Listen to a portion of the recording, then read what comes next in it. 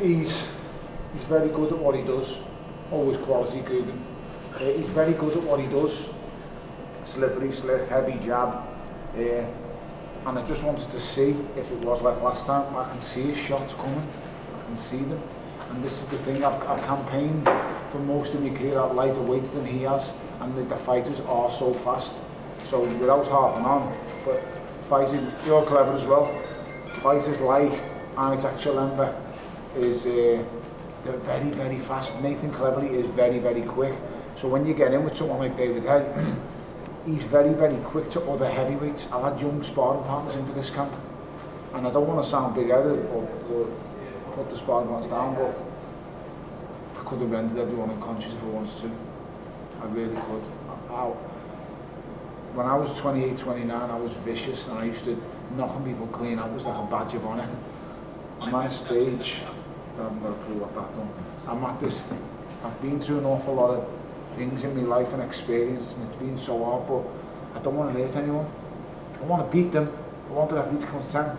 In my opinion, Al Foster should have stopped that sooner tonight, because he was gone in the third round. He stumbled back to his corner. I told him, stop the fight,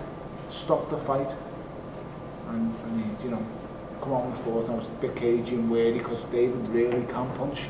You know, I felt his power in the second round. He hit me on the back of the head again, like last fight, and it was a heavy punch. He is very, very powerful. It's the last thing that'll go on him. Heavy-ended fighter, big puncher. So you'd have to be, you know, switched on for 12 rounds, and I was, well, switched on for 5. I was switched on for every second while we were, and on the inside, I'm the best inside fighter, whether I'm heavyweight or cruiserweight in the world. No one fight's better than me on the inside. I pick shots that they don't usually pick. I look for certain punches. More at Garcia might have an argument to have with me about that one, but I'm really good on the inside. It's probably one of my greatest strengths, but I've never been able to show it over the years. Tonight I showed it in abundance. We got inside, I'm up close, I just manhandled him. I banged him up, I roughed him up. And David Haye, and I know this for a fact, has never been put out on the floor the way he was like that, from shots to the chin, not shots to the temple, not shots where he gets, you know, wobbled or he gets flat on his bum, mate, off a right hand straight down the pipe on the chin. Vladimir Klitschko didn't do that to him. No orders of this. He didn't lunge in this time, he just, that sort of played into your hands, didn't he? He tried to do sort of he traded shots. Yeah, he traded with me. He got into a gunfight with me. He brought a knife to a gunfight. You know, he traded inside. You can't do that with me. I defy anyone in the world. I know David's so egotistical, and I know tonight he wanted to knock me out later on. Or maybe not even, he wanted to, the punch he wanted to do was a left hook. I know it was because I'd watched him work throughout camp. Little videos here and there. Him and Ishmael Salas had worked on the left hook. And Dave said to me, he's going to try and trade left hooks, and I said, there's not a man alive who'll trade left hooks with me. I've been throwing this left hook since days of just studying fighters for years and years. Felix Trinidad, I used to study him endless hours as a child. Study him. One of the greatest left hooks I've ever seen in my opinion, Felix Trinidad, Tito had, Joe Frazier. In fact, just, I can go back through the ages of boxing, and I've studied them over the years, and it's just what I've done. Boxing's the only real thing I've ever known. It's the only thing I really understand. I definitely don't really understand women. And that was the finisher as well, yeah. Exchange straight. Just going to exchange, the same exchange that BJ Flores got into, the same exchange that Alunga Makabu got into. Let's not forget, no one had ever done to BJ Flores what I'd done to him. He got the shock of his life, and then all of a sudden it was Tony Bellew with a low blow. Only 5 knockdowns later, but you know, it was a low blow in it, so it is what it is. It's I'm very happy, I'm very grateful for the victory. I'm happy David's okay. I'm not here today, people. This is a business, a cold-blooded business, and I'm ruthless when I get in a boxing ring. When that low blow went on tonight, I forgot about everything. I forgot about every single thing that's going on in my life, and I just thought, I'm going to go out here and wreak havoc. I'm going to cause murder. And that's just the horrible part of me. I want havoc, I enjoy it sometimes. So, it's done, innit? And I hope you all enjoyed it. I'm happy it's over. And Sunday is my biggest fight, mate, and I'll have at that airport to pick it up. Would you like to see Haye retire? My first words to him when he hugged me, I was just a bit emotional when I was on my knees on the canvas. And he come over to me and he said, brother, you done me. Everything was right and you just beat me. And I said to him, please stop. Please stop. This is a very unforgiving sport. It is a young man's game. It is a young man's game for a fighter with the attributes that David Haye relies on.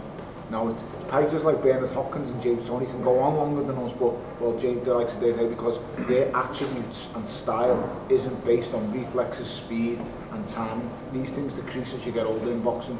Boxing does not favour fighters once they hit after 35 who fight on reflexes and explosive power and punch back. He'll always have the punch.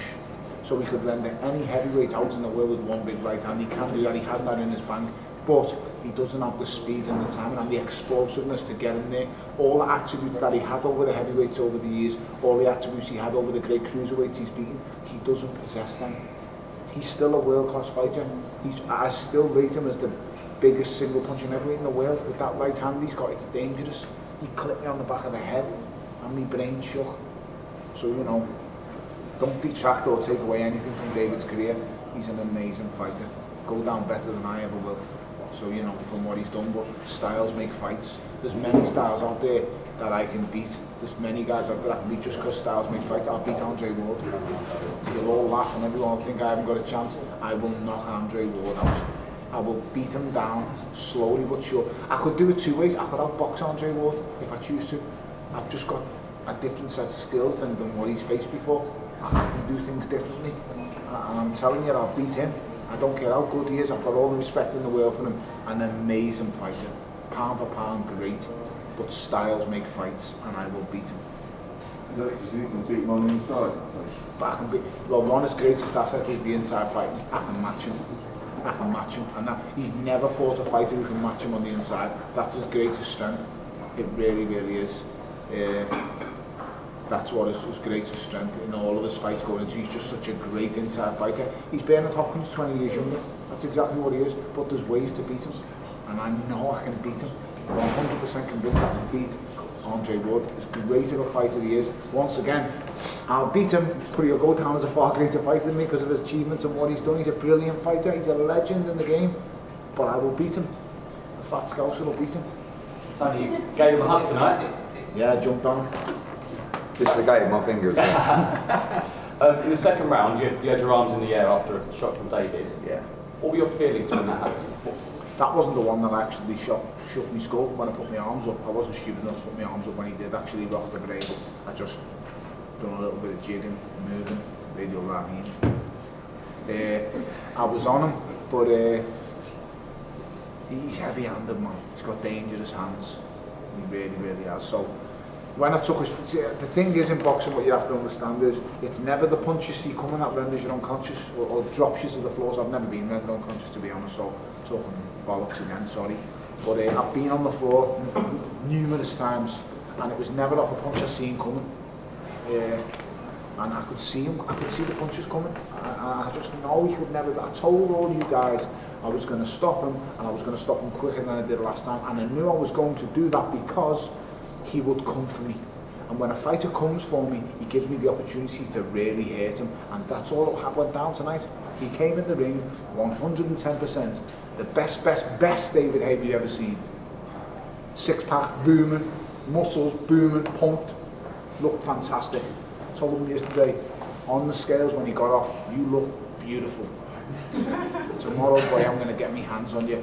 If I'm being honest, it could have got brutal tonight. If I'd have got him up close the way I wanted to, and I would have manhandled him. This fat kid can fight and do things on the inside. I'm used to wrestling 17, 18 stone men. He's got nothing for me. On the inside, outside, whatever. His dangerous time is the mid-range when he looks to explode and leap in. That's when he's at it. It's most dangerous. And I just took the little adjustments and I took it away from him. I took the mid-range away from him tonight. We either fought at distance or we fought right up close. I didn't give him mid-range tonight. I think I got caught with one silly right hand the whole fight. And two, okay, the boss knows. And he told me off straight away. I exhausted a bit too much energy in the third, but I was so fit tonight. I've been really, really fit. You guys will print it, so I have to really thank Murrayfield hyperbaric chamber, and Dave Alcock and his family for really helping me out these last 2 weeks. They've been a credit, and that's all I'll say about that. So print that, thank you very much to the hospital. They've been brilliant too. Two more from me, mate. Andre Ward, obviously you've mentioned. Yeah. How about if you stayed in the heavyweight division? What about someone like Joseph Parker? He hasn't really got anything for What's he got? If he's WBO champion, yeah. Yeah. I beat Joseph Parker all day, 100%, without a doubt. I just don't see what there is at heavyweight, Ed. I haven't got a clue, mate. I'm not at the moment. Do you know, you wouldn't understand, and I can't explain to you guys, you know this, on March the 4th last year, you have no idea what he had planned. These knew he was supposed to render me unconscious in 2 rounds, and literally blow us all out the water, what he was going to do after the fight, and it would have ruined a lot of things, but I changed that, and tonight I ended it like I said I would. No hard feelings, no business. Dude, am I his greatest friend? No, we're not great friends, no. We're never going to be great friends, but I have a lot of respect for him as a fighter. I'll always respect him as a fighter. I'll always look up to him as a fighter, but you have no idea what the things he had planned. It was to laugh at me. When have you ever seen David Haye? He knocked out Enzo McNally and just disregarded him and just walked away and left him on the canvas. When do you ever, stand up with I'm different from the other ones, and it's only come with age, to be honest. I think he's starting to come round now with age, with age and respect. Things change. Like I said, when I was 28, 29, I loved not more than rendering people unconscious. Would you say your rivalry with Cleverly was more personal? Yes, without doubt. And this one is just a sports one, and it's yes, I fought the Cleverly fight on pure emotion. The second fight, I was exhausted when I was walking to the ring. What a dope I was. I got emotionally involved in the fight tonight. I'll be honest, not up until I got the low blow on, my mind was elsewhere. When I got the low one, like I said, I've got one of the best coaches in the game. I don't want to blow his trumpet too much because people say, oh, whatever, but he's a fantastic coach. And he gets me. He just knows me. So emotionally, I haven't really been there. This camp has been emotionally one of the worst camps I've had. I'm in a room at night and I'm on my jack and you cry yourself to sleep, mate, because your missus is gone, she's not there because you can't do it in front of her. Your child losing a brother-in-law, and it's just hard, lad. Your missus is broken and it's just, the family's broken. Tonight I had his dad sitting there and his brothers, and I left an empty seat on rugby ringside, and they're not cheap then, but I stuck the seat there and I just could, he was there, I just know he was there, so I dedicate this fight to Ash. Yeah, I know he's watching me without a shadow of a doubt, mate. He's watching and he's just smiling and laughing at me, and he's getting ready for the Champions League final, the cop-out swat. You drew one away. What, mate? You scored in the last minute, you drew one away. Oh, we drew one away. I said he's a cop-out swat. That means a Liverpool fan. He's laughing at me. That's what he's doing. He's doing the Champions League final, so he'll be laughing at me now. Yeah. Just had a disaster 8 months, mate. I can't even explain to you, put into words. My life's a mess, but it all makes sense when I get in the boxing ring. I like fighting. I was open tonight, in all honesty, coming in here. I was open for a really hard fight, a war, and I was hoping he was going to beat the fight out of me. But you know what he's done? He's just made the fire even worse. He's just added to the flames. And I just want to punch everything and fight the world, mate. I really do. I'd love Tyson Fury. I'd love to knock Tyson Fury out. I really would, and I know I can do it. These two think I'm crazy, but I know I can flatten them. I believe it. Pleasure. David, what would you like Tony to do next? Is it cruiserweight, heavyweight, retire? Don't say. Same answer as what I said after the first day fight. I would love him to walk away, but it's not because I look at him in the gym and think, oh, you can end your career. Because in the gym, I've said this in the build-up to this fight, and I said it to him tonight, he's getting better and better every camp.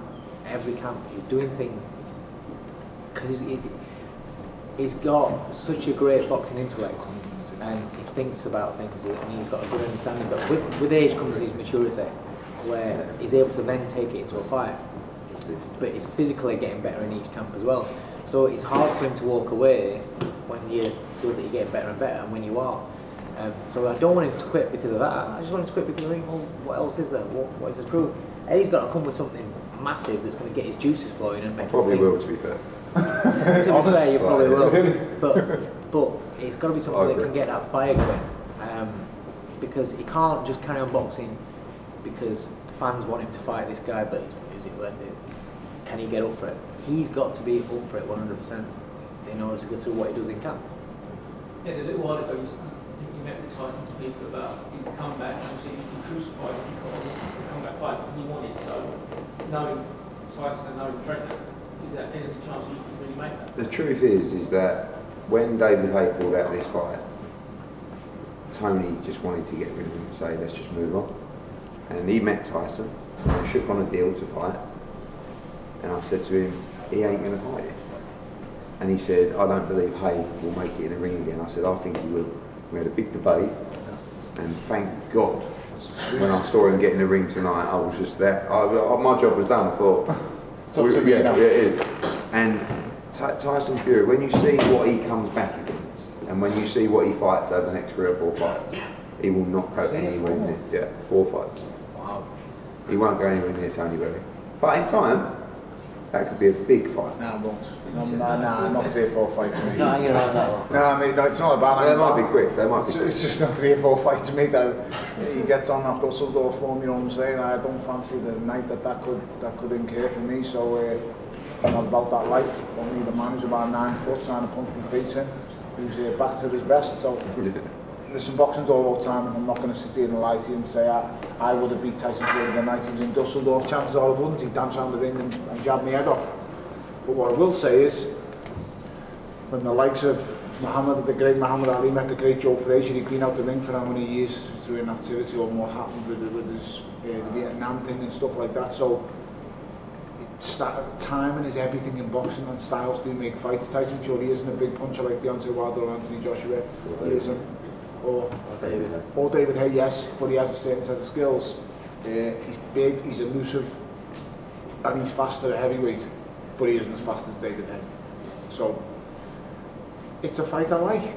I really like the Andre Ward fight. There's loads of options like there was after the last fight, but we'll just have to see. I want to thank the beautiful sponsors, Sport Payser, Itterstone, Dorset, JD. You'll be supporting me all through camp, because camps are fucking expensive, especially when people pull out with 3 weeks to go. So this fight, I had to pay for 2 camps.